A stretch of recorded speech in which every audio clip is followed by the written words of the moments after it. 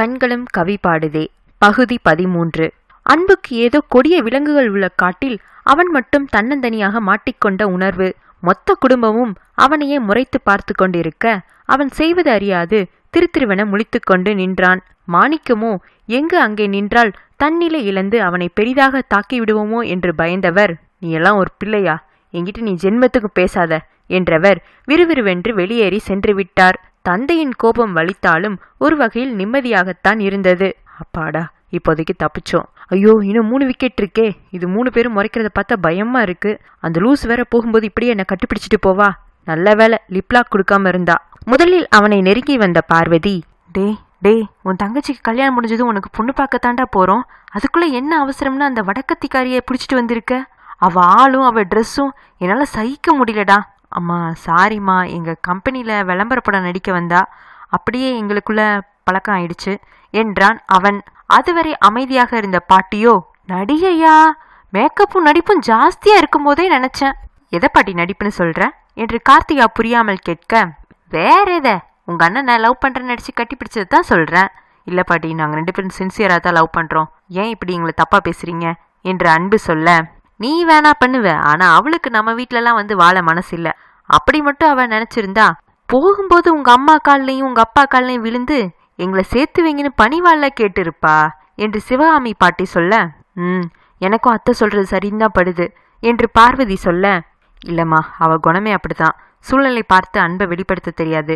இதுதான் love express பண்ற வழின்னு தப்பா புரிஞ்சிட்டு இருக்கா என்று அன்பு விளக்கம் கொடுத்து சமாளிக்க பார்த்தான். கார்த்திகாவோ, அப்போ இந்த மாதிரி அடிக்கடி நடந்திருக்கோ, நாங்க இருக்கும்போது இந்த லெவலுக்கு போகுதுன்னா நாங்க இல்லாத நேரம் என்றவள் கன்னத்தில் ஒரு விரல் தட்டியபடி கற்பனையில் இறங்க, பதறிப்போன பார்வதி, அன்பு இவ என்னடா என்னென்னவோ சொல்லி பயங்காட்டுறா, அவ்வளோ நெருக்கமா போயிடலையே என்று பதட்டத்துடன் கேட்க, நீ என்னடி புரியாதவளா இருக்க, நம்ம முன்னாடி இப்படி நடந்துக்கிறவ பார்ட்டினா தண்ணி அடிக்கிறது டான்ஸ் ஆடுறது ஏன் இங்கிலீஷ் கிஸ் கூட கொடுத்துருப்பா. உனக்கு என்ன தெரிய போகுது, உன் மகன் காதை பிடிச்சி திரும்பிப்பாரு, எல்லா உண்மையும் சொல்லுவான் என்று பாட்டி சொல்ல, ஐயோ கிழவி நியூ இயர் பார்ட்டியை நேரில் பார்த்த மாதிரியே புட்டு புட்டு வைக்குதே, இவ்வளோ தெளிவா பேசுதுன்னா இதுகிட்ட யாரோ போய் நம்மளை பத்தி பக்காவா வத்தி வச்சிருக்கணும். அது அப்புறம் பார்ப்போம் என்று மனதுக்குள் மட்டும் சொல்லி கொண்டான். என்னடா பாட்டி என்னென்னவோ சொல்றாங்க, அப்படியெல்லாம் நடந்துச்சா என்று பார்வதி கலவரத்துடன் கேட்க, கார்த்தியாவோ, அம்மா இருக்கலாமா, பாட்டி கரெக்டா தானே சொல்றாங்க. நியூ இயர் பார்ட்டி முடிஞ்சு அவன் வந்தப்போ நீங்க கூட அவன் சட்டை என்கிட்ட காட்டி, என்னடி இது சிவப்பு கரன்னு கேட்டீங்கல்ல, ஞாபகம் இருக்கா, அது லிப்ஸ்டிக் கரன்னு அப்ப எனக்கு தோணல, இப்பந்தான் புரியுது என்று கார்த்திகா சொல்ல, பார்வதி முகம் சுருங்கி போக, உண்மையாடா என்று வாயில் கை வைத்தவர் பதறிப்போய் கேட்க, மந்திரிச்சு விட்ட ஆட்டை போல் இல்லை என்று வேகமாக தலையை ஆட்டியவன், அம்மா இந்த குள்ளச்சி உங்களையும் என்னையும் பிரிக்கிறதுக்காக நல்லா கதை கட்டி விடுறா, நான் நீங்க வளர்த்த பிள்ளைமா, அப்படியெல்லாம் பண்ணுவேனா என்று அன்பு கேட்க, அப்படிப்பட்டவன் காதலிக்காம இருந்திருக்கணும், அதுவும் இவ்வளோ நாகரிகமா இருக்கிறவ எப்படிடா நம்ம குடும்பத்துல வந்து வாழ்வா, நான் உனக்கு எப்படியெல்லாம் பொண்ணு பார்க்கணும்னு ஆசைப்பட்டேன்னு தெரியுமா. அம்மா இவளுக்கு என்னம்மா குறை என்று அன்பு கேட்க, ட்ரெஸ்ஸு தான் ரொம்ப குறையா இருக்கு என்று சிவகாமி பாட்டி முகத்தை சுளிக்க, அன்பு வெட்டுவது போல் அவரை பார்க்க, அம்மா அவ கொஞ்சம் வெஸ்டர்ன் டைப் தான் ஒத்துக்கிறேன், பட் என்னை ரொம்ப சின்சியரா லவ் பண்றா, என் பிஸ்னஸ்க்கும் ரொம்ப சப்போர்ட் பண்ணி இருக்கா, அவ தான் நான் இக்கட்டான சூழ்நிலையில் இருந்தப்போ எனக்கு அவங்க அப்பா மூலமா லோன் வாங்கி கொடுத்து உதவி இருக்கா என்று அன்பு விளக்கினான். அப்படி பார்த்தா எல்லா பேங்க் மேனேஜருக்கும் கந்து வெட்டிக்காரனுக்கும் ஏகப்பட்ட ப்ரொபோசல் வந்து இருக்கணுமே என்று பாட்டி கலாய்க்க, பாட்டி உங்களை இருக்க வச்சது தப்பா போச்சு, பேசாம ஊருக்கே கிளம்புங்க என்று அன்பு அதிரடியாக இறங்க, இது என் புள்ள வீடு, நீ என்னடா என்ன போக சொல்றது, அதுவும் இல்லாம இந்த 20 என்று அவர் இழுக்க, அவர் சொல்ல வந்த வார்த்தையை புரிந்து கொண்டவன், தெய்வமே என்னை மன்னிச்சிடு, தெரியாம சொல்லிட்டேன், அந்த பயம் இருக்கட்டும் என்று பாட்டி சொல்ல, என்ன பாட்டி என்னை விட்டு நீங்களும் உங்க பேரனும் ஏதோ ரகசியம் பேசுறீங்க என்று கார்த்தியா கேட்க, அதை விடுடி பார்வதி, நீ சொல்லு, அதென்ன நீத்துவா கீத்துவா, அந்த பொண்ணு உனக்கு பிடிச்சிருக்கா என்று பாட்டி கேட்க, அத்தை நீங்க வேற, இங்க என்ன எல்லாமே என் விருப்பப்படியா நடக்குது, என்ன போய் ஒரு ஆளுன்னு என்கிட்ட கேக்குறீங்க என்று அன்புவை ஒரு பார்வை பார்த்து கொள்ள, அன்பு மனதை நிஜமாகவே அந்த சொற்கள் தாக்கி இருந்தன. அவன் தாயின் ஏமாற்றம் அவன் மனதை உழுக்கத்தான் செய்திருந்தது. மேலும் தொடர்ந்த பார்வதி, எனக்கு ஒன்றும் பெரிய ஆசைலாம் இல்லத்த, வீட்டுக்கு வரப்போற மருமக நல்ல சிரிச்ச முகமா நம்ம கூட நல்லா பேசி பழகிற ஒரு பொண்ணாத்தான் எதிர்பார்த்தேன். நான் நேரடியாவே சொல்றேனே, இவன் நம்ம ஆதிரியை லவ் பண்ணியிருந்தா கூட எவ்வளவு சந்தோஷப்பட்டிருப்பேன்னு தெரியுமா, அவளை விட்டுட்டு கோவே இருக்கிறது மாதிரி உன்னை இழுத்துட்டு வந்து இருக்கான் என்று பார்வதி சொல்ல, வழக்கமாக ஆதிரை பற்றிய இவ்வாறான பேச்சை அறவே வெறுக்கும் அன்புக்கு முதல் முறையாக அது இனிமையாக தோன்றியது. ஆனால் அடுத்த நொடியே அவளுக்கு முடிவாகிவிட்டது என்பது நினைவு வர அந்த சின்ன புத்துணர்ச்சி அவன் மனதுக்குள் அத்துடன் பொசுங்கியும் போனது. பார்வதியோ, அன்பு, அம்மா சொல்றது கேளுடா, இந்த பொண்ணு அவ்வளவு நல்ல குணம் மாதிரி தெரியல, நீ கொஞ்சம் அவசரப்படாம நிதானமா யோசிச்சு முடிவெடு என்று சொல்ல, பார்வதியோ, என்ன பார்வதி, தேங்காய் உடைக்கிற மாதிரி வெளிப்படையாவே சொல்ல வேண்டியதானே, நீ அவளை கட்டிக்கிட்டா வீட்டோட மருமகனா உன்னை அந்த சேட்டு கூட்டிட்டு போயிடுவான்னு என்று சிவகாமி சொல்ல, பாட்டி, ஏன் பாட்டி எங்க அம்மா மனசு இப்படி இல்லாதும் பொல்லாதுமா சொல்லி குழப்பி விடுறீங்க, எங்களுக்கு கல்யாணம் ஆனதும் அவளை கொஞ்சம் கொஞ்சமா நம்ம குடும்பத்துக்கு ஏத்த மாதிரி மாத்திக்கலாம் என்று அன்புவின் வாய் மட்டும்தான் உறுதியாக சொன்னது. அவன் மனமோ குழப்பமாகத்தான் இருந்தது. அவன் தாயின் தவிப்பை அவனால் நன்றாக உணர முடிந்தது. பாட்டி சொல்லிய விஷயமும் அவன் மனதுக்குள் ஒரு நெருடலை கொடுத்தது. பாட்டி சொல்ற மாதிரி சேட்டு செய்யக்கூடியவன்தான் என்று அவன் மனதிலும் அந்த சந்தேகம் உறுத்தத்தான் செய்தது. அதே நேரம் வீட்டுக்கு சென்றிருந்த சேட்டு சதாசிவத்தை அவர் கைபேசியில் அழைத்திருந்தார். யோ சேட்டு, நான் யார்கிட்டையும் என் வாழ்க்கையில் இந்த மாதிரி பேசியதே இல்லை. எங்க சமுதாயத்தில் நான் எவ்வளோ பெரிய மனுஷன் தெரியுமா? என்ன போய் இப்படி ஒரு கீழ்த்தரமான வேலையை பார்க்க வச்சுட்டியே. அந்த மாணிக்கத்துக்கு மட்டும் உண்மை தெரிஞ்சது என் மூஞ்சில காரி துப்புவான் என்று சதாசிவம் சொல்ல, பஜன்லால் சேட்டுவோ, அதெல்லாம் தெரியாது சதாசிவம், நீங்க எனக்கு பண்ணது பெரிய உதவி, அதுக்கு சன்மானமா நீங்க கிட்ட 30 கோடி ரூபாய்க்கு கம்மியான வட்டி போட்டு கொடுத்துருக்கேன். சரி சேட்டு, மாணிக்க வீட்டுல இருந்து எதுவும் நல்ல தகவல் வந்ததா என்று சதாசிவம் கேட்க, இல்ல சதாசிவம், என் மகள் வேலை நிறைய சொதப்பிட்டா அவர் என்ன முடிவெடுப்பாரோன்னு நினைச்சா பயமாத்தான் இருக்கு. நாம ஒரு டீல் போட்டுக்கலாம் சதாசிவம், நீ மட்டும் அவர்கிட்ட திரும்ப எனக்காக போன்ல பேசினா நீ அசலை மட்டும் திருப்பி கொடுத்தா போதும், வட்டியே வேணாம் என்று சேட்டு தூண்டில் போட போனின் மறுபக்கம் மௌனம். ஏன் சேட்டு, உன் பொண்ணுக்கு இஷ்டம் இல்லைன்னா விட்டுற வேண்டியதானே, எதுக்கு எல்லாரையும் மிரட்டி கல்யாணம் பண்ணணும் என்றார் சதாசிவம் தயக்கமாக. அது உமக்கு தேவையில்லாத விஷயம். என்ன, நான் சொன்ன டீல் உனக்கு ஓகேயா இல்லையா? ஓகே தான், ஆனா மாணிக்கம் நான் சொல்லி கேட்பாரான்னு தான் சந்தேகமா இருக்கு என்று சதாசிவம் சொல்ல, நான் சொல்ற மாதிரி சொல்லு, நிச்சயம் ஒத்துக்குவார் என்று கேட்டுவிட்டு போனை வைத்த சதாசிவத்துக்கோ குற்ற உணர்வாகத்தான் இருந்தது. அன்று மாலை வீடு திரும்பிய மாணிக்கம் யாரிடமும் பேசவில்லை. நேராக அவர் அறைக்கு சென்றவர் வெளியே வரவே இல்லை. வீடே நிசப்தமாகத்தான் இருந்தது. பார்வதிக்கோ கணவனை பார்க்கவே பயமாக இருந்தது. அவரின் அமைதி அவர் மனதுக்குள் வெடித்து கொண்டிருக்கும் பூகம்பத்தின் வெளிப்பாடு அல்லவா? அதை அங்குள்ள அனைவரும் அறிந்திருந்தனர். அத்தை, உங்க பிள்ளைய போய் சாப்பிட கூட்டிட்டு வாங்க, நான் போய் இப்ப கதவை தட்டினா மொத்த கோபத்தையும் என் மேல காட்டிடுவாரு என்று பார்வதி சொல்ல, அதுக்கு நான் தான் கிடைச்சேனா? எல்லாத்துக்கும் காரணம் உன் புள்ளதான், அவனையே அனுப்பு என்று இருவரும் வாதம் பண்ணி கொண்டிருக்க, மாணிக்கம் கதவை திறந்து கீழே இறங்க மாமியாரும் மருமகளும் சட்டென வாயை மூடிக்கொண்டனர். அம்மா, உங்க பேரன் பண்ண வேலைக்கு நான் இனி எங்கேயும் தலை நிமிர்ந்து நடக்க முடியாது போல. குடும்பமானா மொத்தமா போறதுக்கு முன்னாடி அவனுக்கு அந்த பொண்ணையே கட்டி வச்சிடலாம். ஜோசியரை வர சொல்லியிருக்கேன். கார்த்தியா கல்யாணம் முடிஞ்ச அடுத்த முகூர்த்தத்துல அன்புக்கும் அந்த பொண்ணுக்கும் கல்யாணம் என்று மாணிக்கம் சொல்ல அனைவரும் அதிர்ந்து விழித்தனர். இதில் அதிகமாக அதிர்ந்தது என்னவோ அன்புதான். மாணிக்கம், நல்லா யோசிச்சுதான் சொல்றியா என்று சிவகாமி கேட்க, அம்மா, எனக்கு வர கோபத்துக்கு அவனை வெட்டினாலும் வெட்டிடுவேன். அவன் பண்ண அசிங்கத்தை கேட்டா என் காதெல்லாம் கூசுது. டே, எதுக்குடா நீ இப்படி கோவப்படுற?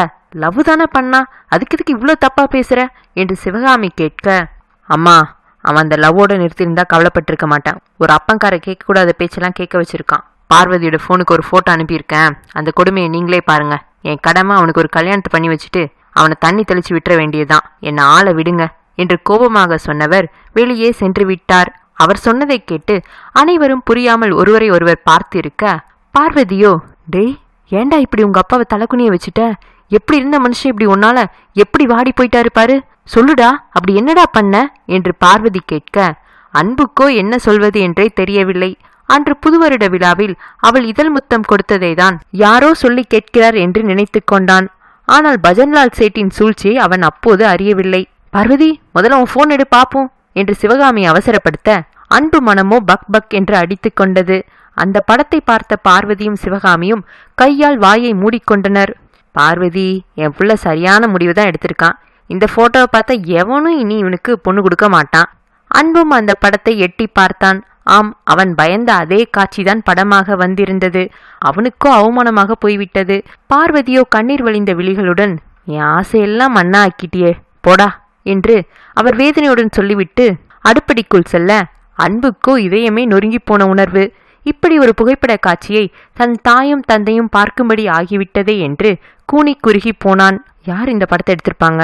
என்று யோசித்தவனுக்கு வந்தது என்னவோ ஆதிரி நினைவுதான். இந்த ஆதரை தான் இந்த மாதிரி வேலையெல்லாம் பார்க்க முடியும். எங்க அப்பா அம்மா முன்னாடி என்னை இவ்வளவு அசிங்கப்படுத்தினவன சும்மாவே விட மாட்டேன்டி என்று அவனும் உள்ளுக்குள் கர்ஜித்து கொண்டிருந்தான். பகுதி 14.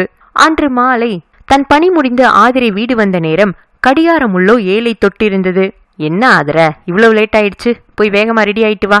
உன் மாமியார் யாரோ அவங்க சொந்தக்காரங்களுக்கு உன்னை காட்ட இங்க கூட்டி வராங்களாம் என்று விசாலாட்சி சொல்ல, ஏமா ஒத்துக்கிட்டீங்க, நாளைக்கு வர சொல்லியிருக்கலாம்ல.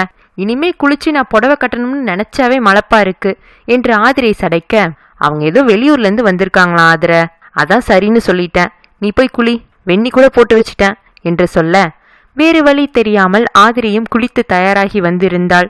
புடவையில் எழிலாக வந்த மகளை பூரிப்புடன் பார்த்தவர் அவள் தலையில் மல்லிகை சரத்தை 4ஆக மடக்கி வைக்க தொடங்கினார். ஆதர, இன்னைக்கு காலையில பார்வதி எண்ணி போன் போட்டாங்க, நம்ம அன்பு யாரோ ஒரு மாடலிங் பண்ற பொண்ணை லவ் பண்றானா. ஆதரையும் ஓ தெரிஞ்சிடுச்சா என்று ஒரு ஆர்வத்தில் உளறிவிட, அதிர்ந்த அவள் தாயோ, அப்போ இந்த விஷயம் உனக்கு ஏற்கனவே தெரியுமா? வாயில் கை வைத்தபடி ஆச்சரியமாக கேட்க, ஆமாமா, அவனை ஒரு பொண்ணோட ஒரு தடவை வெளியில பார்த்திருக்கேன். அடிப்பாவி, சொல்லியிருக்கலாம்ல, நான் அண்ணியை கொஞ்சம் எச்சரிக்கையா இருக்க சொல்லியிருப்பேன்ல என்று ஆதங்கப்பட, அவன் யார் சொல்லி தெரிஞ்சிரு கேஸ் இல்லை, அதுவும் நம்ம சொன்னா நம்ம மேல தேவையில்லாம கோவப்படுவான், அது அவன் வாழ்க்கை, லெட் ஹிம் கோன்னு விட்டுடணும். அதுவும் சரிதான். என்ன அண்ணிதான், நீ முன்ன தினமும் வீட்டுக்கு வந்துட்டு இருந்த போது எனக்கு பேச்சு துணைக்க ஆறுதலா இருந்துச்சு, இப்போ உன் கைப்பக்கம் இல்லாம நாக்கும் செத்து போச்சு, மனசும் விட்டு போச்சுன்னு ஒரே புலம்பல் என்று விசாலாட்சி சொல்ல, அதான் வாரம் ஒரு முறை அத்தைக்கிட்ட பேசணும்னு நீங்க அங்க போயிட்டு தானமா வரீங்க, அதெல்லாம் உனக்கு புரியாது ஆதர. சரி, மாப்பிள்ளை வீட்டுக்காரங்க வந்தா அவங்கள உட்கார வச்சு பேசிட்டு நான் அவங்களுக்கு குடிக்க ஏதாவது வாங்கிட்டு வரேன் என்று விசாலாட்சி வெளியில் சென்றார். கண்ணாடியில் தன் முகத்தை சரிபார்த்து கொண்ட ஆதிரை சின்ன திலகத்தை நெற்றியில் வைக்க, அவள் பிம்பம் பின்னால் தோன்றியது என்னவோ அன்புவின் பிம்பம்தான். சட்டென அதிர்ந்தவள் பின்னால் திரும்பி பார்க்க, அன்பு அவளை நெருங்கி வந்து நின்றிருந்தான். அன்பு, நீ என்ன இந்நேரம் இங்க வந்து இருக்க என்று அவள் புரியாமல் கேட்க, அவனிடம் பதில் இல்லை. ஆனால் அவன் கண்களோ கோபத்தில் மின்னியது. அன்பு, அம்மா வீட்டுல இல்ல, நீ எதுவா இருந்தாலும் அம்மா வந்தப்புறம் பேசு, இப்போ நம்ம 2 பேரும் இப்படி தனியா பேசிட்டு இருக்கிறது நல்லதில்ல, நீ போயிட்டு அப்புறமா வா என்று வாசலை காட்டினாள். நிச்சயம் ஆன பெண் அவள், அதுவும் மாப்பிள்ளை வீட்டார் வரும் நேரம் அவள் அவனுடன் தனியாக வீட்டில் இருப்பது ஒருவித சங்கடத்தை கொடுத்தது. ஆனால் அன்புவுக்கோ அவள் நிலை பற்றி எந்த அக்கறையும் தோன்றவில்லை. வீட்டிற்கு வந்தவனை நாயை விரட்டுவது போல் துரத்துகிறாளே என்று மட்டும்தான் தோன்றியது. யார் பார்த்தா என்ன, எத்தனை முறை அவனோட கை கோத்து விளையாடி இருப்பா என்ற மனநிலைதான் அவனுக்கு. என்னடி நீ ரொம்பத்தான் மாறிட்ட, 5 டிஜிட்ல சம்பாதிக்க ஆரம்பிச்சதும் ஓவரா அலம்பல் பண்ற, என்னைக்கும் பழச மறக்காத ஆதர என்று அவன் நக்கல் குரலில் சொல்ல, ஆதரைக்கு அந்த வார்த்தைகள் சுருக்கென்று அவள் நெஞ்சை தைத்து விட்டது. மாணிக்க மாமா மீதும் பார்வதி மீதும் அத்தனை விசுவாசம் கொண்டவள் அவள். அவளை போய் என்ன வார்த்தை பேசிவிட்டான்? தன் தாயின் உடல்நலம் கருதி மட்டுமே அவரை மாமா வீட்டிற்கு வேலைக்கு செல்ல வேண்டாம் என்று நிறுத்தி வைத்திருந்தாள். அவன் வார்த்தைகள் அவள் இதயத்தை கீறியிருந்தன. இவனுக்கெல்லாம் விளக்கம் கொடுத்து நிரூபிக்க முடியாது என்று விரக்தியாக நினைத்தவள் அவனை முறைத்தபடி, ஆமா, என் தரம் உயர்ந்துடுச்சுன்னு தலகால் புரியாம ஆடுறேன், போதுமா என்று அவளும் கோபத்தில் சீறினாள். நீ எப்படி வேணாலும் ஆடிக்கோ, எவனை வேணாலும் கட்டிக்கோ, ஐ டோன்ட் கேர், பட் என் போட்டோவை எதுக்கடி எங்க அப்பா கிட்ட அனுப்பி வச்ச என்று கேட்டவனின் கண்களோ இரத்த சிவப்பாக மாறியிருந்தன. வாட், போட்டோவா, என்ன போட்டோ என்று அவள் புரியாமல் கேட்க, என்று சலிப்புடன் ஊதியவன், ஸ்டாப் ஆக்டிங் ஆதிரை, எனக்கு நல்லா தெரியும் அந்த வேலையை உன்னை தவிர வேற யாரும் பண்ணியிருக்க முடியாது. பொறுமை இழந்து விட்டாள் அவள். பொது அன்பு, சும்மா கத்துறதை நிறுத்திட்டு என்ன போட்டோ என்னன்னு தெளிவா சொல்லு என்று அவளும் குரலை உயர்த்தி இருந்தாள். சிறு சங்கடம் அவனுக்கு. பற்களை கடித்து கொண்டவன், இது தெரியாதா, அன்னைக்கு நீத்தி என்னை கிஸ் பண்ண போது எடுத்த அந்த போட்டோவை தான் சொல்றேன் என்றான் அவன். அவளுக்கு அப்போதுதான் விஷயமே புரிந்தது. ஓ, பையன் இதுக்குதான் இப்படி சொல்றானா என்று மனதுக்குள் யோசித்தவளின் கோபம் சற்று தணிந்திருந்தது. அட, அந்த லிப்லாக் கிஸ் பிக்சர் வைரல் ஆகிடுச்சா என்று அவள் சிறு சிரிப்புடன் கேட்க, அவனுக்கோ அவள் சிரிப்பு பொறுக்க மாட்டாமல் கோபம்தான் தலைக்கு ஏறியிருந்தது. சட்டென அவள் தோள்களை தன் இருக்கரம் கொண்டு அழுத்தி பற்றியவன், அப்போ இது உன் வேலைதானா என்று அவள் கண்களை அவன் ஊடுருவி பார்த்திருந்தான். அவனின் அந்த எதிர்பாராத அழுத்தமான பிடியில் திணறி போனால் மெல்லிய பெண்ணவள். அவன் பற்றி இருந்த இடம் வலித்தது. அவனின் அந்த பார்வை அவளை கொன்றது. இதோட 2வது தடவை என்னை எங்க அப்பா அம்மா முன்னாடி அசிங்கப்படுத்தி அவமானத்துல துடிக்க வச்சுட்ட என்றவனின் உதடுகள் துடித்தன. அது உன் தப்பு. ஒரு பப்ளிக் பிளேஸ்ல வச்சு அவளை கிஸ் பண்ணக்கூடாதுன்னு முதல்ல உனக்கு அறிவு இருந்திருக்கணும். அது ஏன் இஷ்டம். அதுக்காக என்ன போட்டோ எடுத்து அனுப்பு நீ யாரிடி என்ற அன்புவின் கரம் இப்போது அவள் கன்னத்தில் இடியென இறங்கியிருந்தது. ஆதிரை விரைத்து நின்று விட்டாள். அன்புவிடம் அடி வாங்கியதுக்காக அல்ல, அவர்கள் எதிரில் வந்து நின்றிருந்த வினோத்தின் தாய், அவர் உறவினர் மற்றும் விசாலாட்சியை பார்த்துதான்.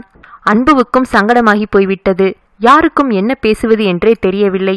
அன்பு எதுவும் பேசாமல் வெளியே சென்று விட்டான். என்ன கோமதி, உன் மருமகளை யாரோ ஒருத்தன் உரிமையா தோலை பிடிச்சு பேசுறான், என்னமோ கட்டின பொண்டாட்டி மாதிரி கை நீட்டிட்டு போறான், ஒன்னும் சரியில்லையே என்று அவள் சொல்ல, துடித்து போன விசாலாட்சியோ, அண்ணி என்ன நீ இப்படி பேசுறாங்க, நீங்களும் கேட்டுட்டு சும்மா நிக்கிறீங்க, என்ன பேச சொல்றீங்க? அந்த பையன் அன்னைக்கு பொண்ணு பார்க்க வந்தப்பவே கொஞ்சம் அதிகப்படியாக தான் நடந்துகிட்டான். நாங்களும் அப்ப அதை பெருசா எடுத்துக்கல. இப்ப என்னன்னு சொல்லவே நாக்கு கூசுது. நாங்க கிளம்புறோம் என்று இரு பெண்களும் விறுவிறுவென்று வெளியேற, பதறிப்போன விசாலாட்சியோ அவர் கையை பிடித்து, அண்ணி, அன்பு ஆதரையும் சின்ன வயசுல இருந்து ஒன்னா வளர்ந்த பிள்ளைங்க, அந்த உரிமையில தான் அந்த தம்பி அப்படி நடந்துக்குச்சு, இதை பெருசுப்படுத்தாதீங்க அண்ணி, என் பிள்ளை பத்திரமாத்து தங்கம், என்னை நம்புங்க அண்ணி என்று விசாலாட்சி வீதி வரை செல்ல, ஆதிரையோ சிலையாக நின்றாள். அவளுக்கு அவளை சுற்றி என்ன நடக்கிறது என்றே புரிந்து கொள்ள முடியவில்லை. அன்பு அன்று சொன்னதை செய்துவிட்டான். கல்யாணத்தை நிறுத்திவிடுவேன் என்று புத்தாண்டு அன்று மிரட்டியதை இன்று செய்து காட்டியே விட்டான். அவளுக்கு விசாலாட்சியை பார்க்கத்தான் வேதனையாக இருந்தது. அவர் தன் ஒரே மகள் வாழ்வு கேள்விக்குறியாய் ஆனதைக் கண்டு பொறுக்க முடியாமல் கண்ணீர் விட்டு கதறிக்கொண்டிருந்தார். ஆதிரையால் அவர் படும் வேதனையை பார்க்கவே முடியவில்லை. அம்மா, இப்ப எதுக்குமா இப்படி அலறீங்க? என் மேல கொஞ்சம் கூட நம்பிக்கை இல்லாத குடும்பத்துல போய் நான் எப்படிமா சந்தோஷமா வாழ முடியும்? போனது போகட்டுமா, ப்ளீஸ் அழாதீங்கம்மா என்று ஆதிரை விசாலாட்சியை சமாதானப்படுத்த முயற்சித்தாள். இல்லாதர, உங்க அப்பா இருந்தா நான் இவ்வளோ கவலைப்பட்டிருக்க மாட்டேன். கொஞ்ச நேரம் முன்னாடி கூட எவ்வளோ சந்தோஷப்பட்ட தெரியுமா?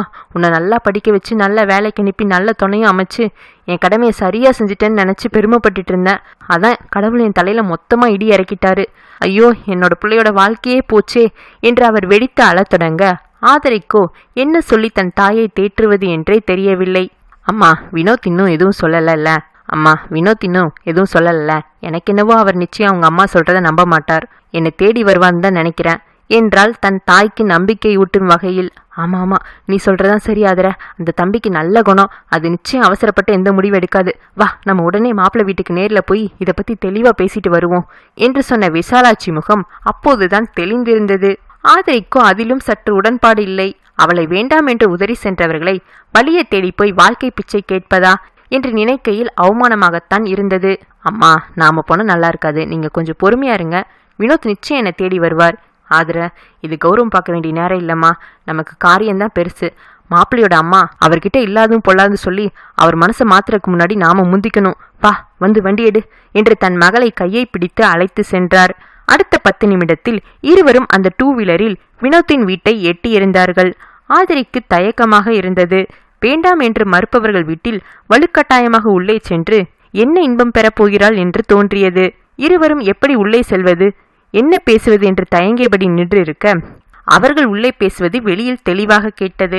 டேய், உனக்கு என்ன பைத்தியமா? நான் இவ்வளோ சொல்றேன், நீ இன்னும் அவளைத்தான் கட்டிக்குவேன்னு சொல்ற என்று வினோத்தின் தாய் சொல்ல, அம்மா, அவ அந்த பையனை லவ் பண்ணா கூட நான் கண்டுக்க மாட்டேன். அனைவரும் அதிர்ந்து விட வெளியில் நின்று மௌனமாக கேட்டுக்கொண்டிருந்த இருவருக்கும் இதயம் வேகமாக அடித்தது. உனக்கு என்ன பைத்தியமா? அவ என்ன பெரிய கிளியோபட்ரான்னு அவளைத்தான் கட்டிக்குவேன்னு அடம் பிடிக்கிற? இதுல 10 குறைக்கு உனக்கு இலவச இணைப்பா ஒரு மாமியார் வேறு. உனக்கு என்ன தலையெழுத்தாடா அந்த கிழவிக்கு வேற கஞ்சி ஊத்தணும்னு என்று அதட்ட, அதெல்லாம் ஒன்றும் இல்லை, நிறைய பெண்கள் கல்யாணத்துக்கு முன்னாடி போடுற திட்டம்தான். ஆனால் நான் தாலியை மட்டும் அவள் கழுத்தில் கட்டிட்டு அப்புறம் முடியாதுன்னு சொன்னால் அவளால் என்ன பண்ண முடியும்? எங்கள் கல்யாணத்துக்கு மறுநாளே அந்த கிழவியை ஆசிரமத்தில் சேர்த்துட்டு அவளுக்கு வந்திருக்கிற ஆஃபர் மூலம் நாங்கள் 2 பேரும் அமெரிக்கா போயிடுவோம். ஒரு குழந்தை மட்டும் பிறந்துடுச்சுன்னா என் பிடி இன்னும் வலுவாகிடும். அவளால் ஒன்றும் பண்ண முடியாது என்று வினோத் கர்வமாக சொல்ல, ஆதிரியோ தன் தாயின் கரத்தை இறுக பற்றி அரவம் இல்லாமல் அங்கிருந்து வெளியேறியிருந்தாள். அடுத்த பகுதியோடு நாளை சந்திப்போம். நன்றி.